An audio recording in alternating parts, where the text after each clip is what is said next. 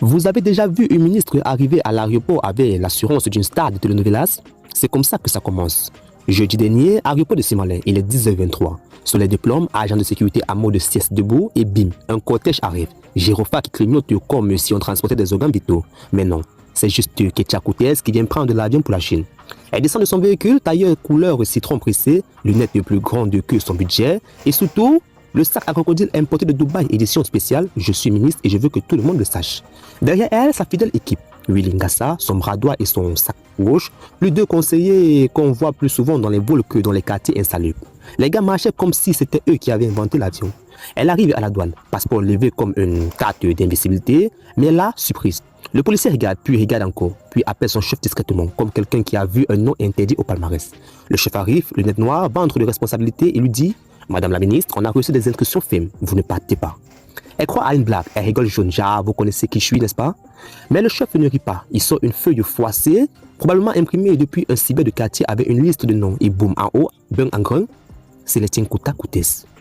Voyage suspendu sauf dérogation spéciale. Elle fronce les sourcils, une ride apparaît, signe que l'affaire est sérieuse. Elle commence à s'agiter, appelle un gars à côté, apportement de dossier diplomatique. Il voit que je pars en mission d'État. Le gars court, trébuche, ouvre une mallette remplie de papiers inutiles. Il sort des documents estampillés, mission urgente, lettres de félicitations, discours non prononcés, mais rien ne passe. Le chef regarde les papiers comme un vigile regarde les fausses cartes de presse. Pendant ce temps, les passagers du vol pour la Chine observent la scène comme un film nigérien. Une dame murmure, et Dieu, dont même les ministres sont recalés comme ça, vraiment, le pays là est devenu autre chose. Ketia Koutez commence à transpirer, pas à cause de la chaleur, non, à cause de la honte diplomatique. Elle sort son téléphone, tape frénétiquement. Un appel, deux appels, ça ne passe pas.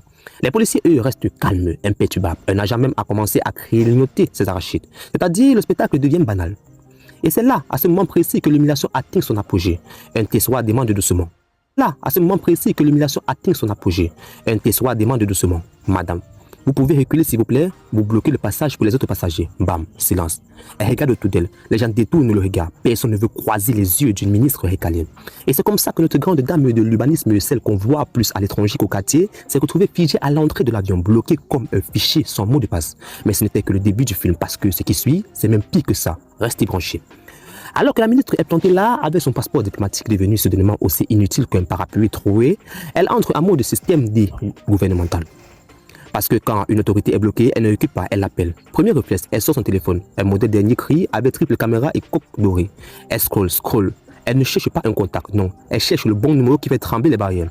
Premier appel, le directeur du cabinet civil. Oui, le monsieur aux grosses lunettes et au stylo qui signe les papiers sans regarder. C'est lui qui avait validé son autorisation de sortie avec un joli cachet rouge. Elle appelle, confiante. Allô, oui, c'est moi, je suis bloqué là à l'aéroport. Vos gens ne me laissent pas voyager. Vous confirmez que tout est bon, n'est-ce pas? Le DCC à l'autre bout du fil commence à balbutier. Oui, mais on m'a dit que maintenant il faut la validation de plus haut. Moi-même, je suis surpris. Elle raccroche.